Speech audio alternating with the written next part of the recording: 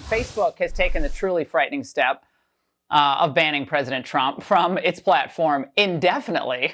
Again, the move to censorship or the move to restrict speech, it always works so well. Michelle Obama is going a step further. The former First Lady writing, "Now is the time for Silicon Valley companies to stop enabling this monstrous behavior and go even further than they have already by permanently banning this man from platforms and putting in place policies to prevent their technology from being used by the nation's leaders to fuel insurrection."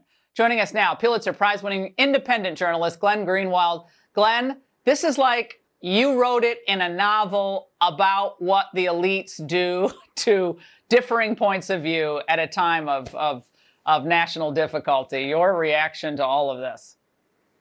Yeah, it's obviously something a lot of us have been warning about for a long time, which is the growing power that unchecked and unelected Silicon Valley overlords have over our discourse. And what really struck me was not so much Mark Zuckerberg coming out and announcing where the president of the United States can and can't speak, how he can and can't be heard, as though it's some secret tribunal that meets and issues decrees. But Michelle Obama is part of a couple that is one of the richest and most powerful couples on the planet. And when she wanted to appeal to have her political adversary, Donald Trump, silenced even further, notice that she didn't call anyone in the United States Congress or elected officials in the government, because that's not where the power lies. She issued a letter pleading with the Silicon Valley oligarch to do her bidding, which is to silence the president of the United States.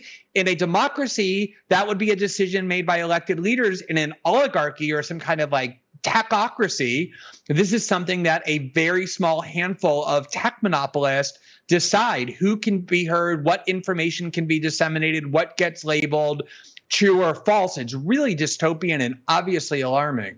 Glenn, and yet China, state media voices in China continue to be able to post about the suppression of Uyghur dissent, suppression of political adversaries, independence movements in Hong Kong. I mean, it never get censored, never get knocked off. Maybe they'll get a flag every now and then, but that's no problem, along with a lot of other really disturbing stuff. So where does it end?